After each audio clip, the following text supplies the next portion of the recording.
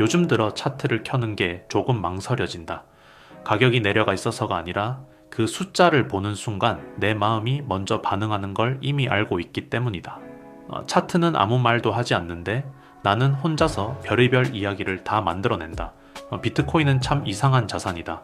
아니, 정확히 말하면 사람을 가장 솔직하게 드러내는 자산이다.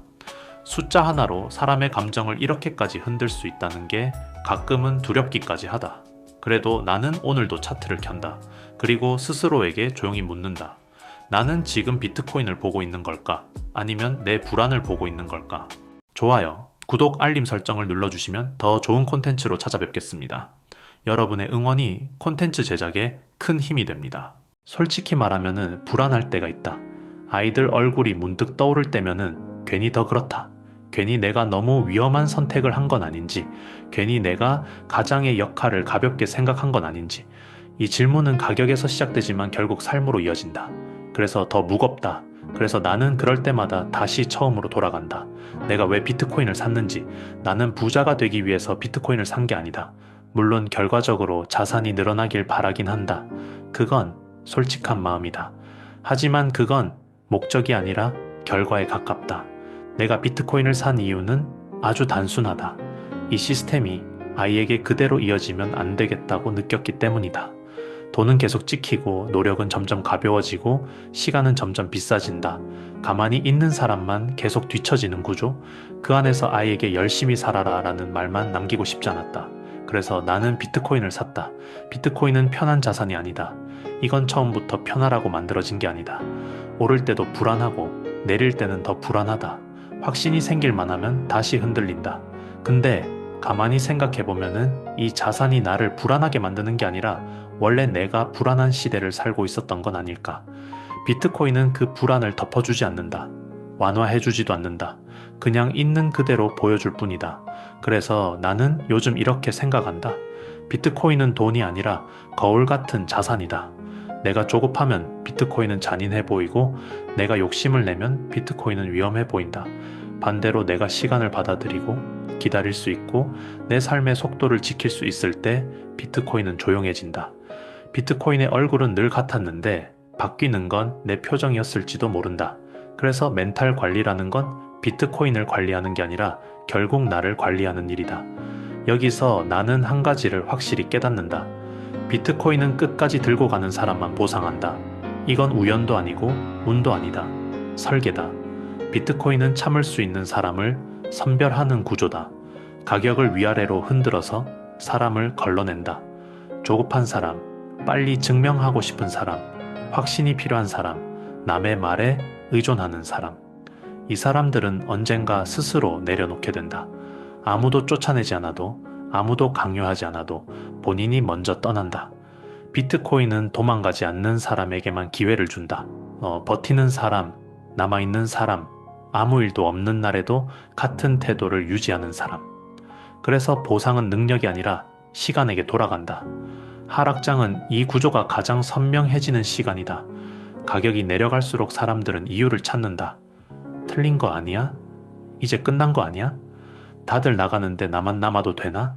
하지만 비트코인에서 하락장은 실패의 증거가 아니다. 하락장은 소유권이 이동하는 시간이다. 두려운 손에서 차분한 손으로, 조급한 손에서 기다리는 손으로, 확신이 필요한 손에서 원칙이 있는 손으로. 이 조용한 이동이 항상 하락장에서 일어난다. 그래서 하락장은 무서운 시간이 아니라 기회가 태어나는 시간이다. 비트코인은 싸게 살 수 있을 때 가장 비트코인답다.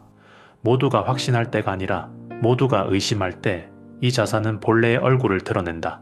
그리고 그 얼굴을 끝까지 마주한 사람만 다음 장면으로 넘어갈 수 있다. 멘탈이 무너질 때는 대부분 가격 때문이 아니다.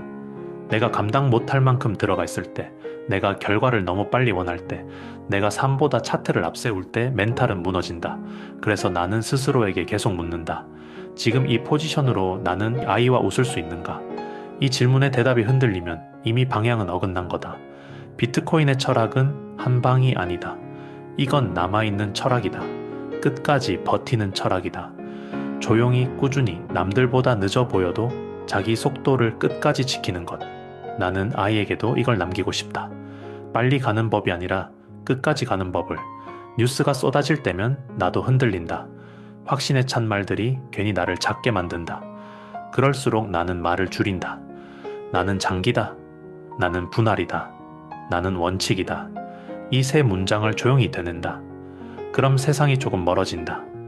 비트코인은 나에게 돈을 벌어주기 이전에 이걸 가르쳐줬다. 통제할 수 없는 것과 통제할 수 있는 것을 구분하는 법. 가격은 내가 못 바꾼다. 정책도 시대도 내가 못 바꾼다. 내가 바꿀 수 있는 건 있다. 오늘 얼마나 욕심내지 않았는지, 오늘 얼마나 원칙을 지켰는지, 오늘 얼마나 삶을 먼저 챙겼는지. 그래서 나는 오늘도 조금씩 산다. 한 번에 증명하려 하지 않고 한순간에 결론 내려 하지 않는다. 조금씩 산다는 건 용기가 없어서가 아니라 시간을 존중하겠다는 뜻이기 때문이다.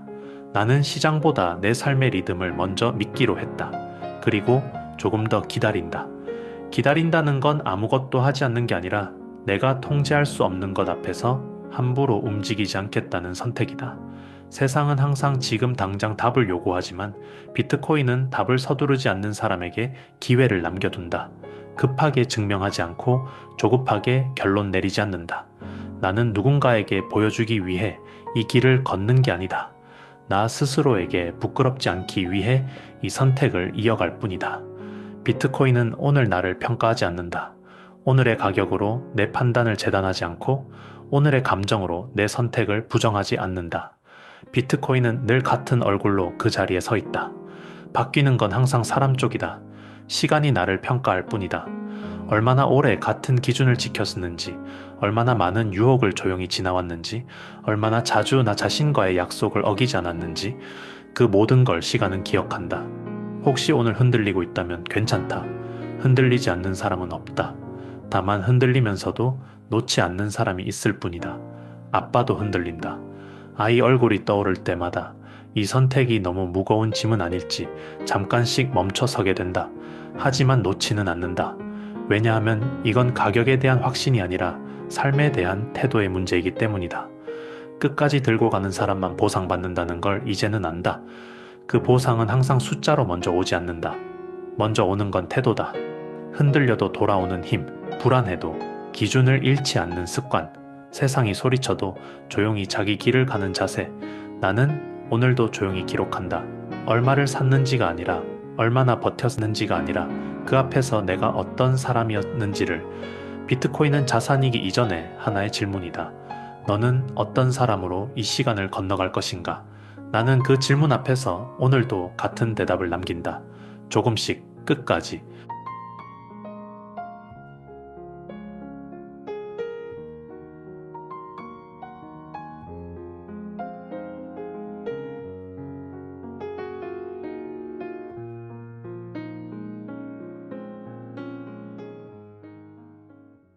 이 영상이 마음에 드셨다면 구독과 좋아요는 큰 힘이 됩니다.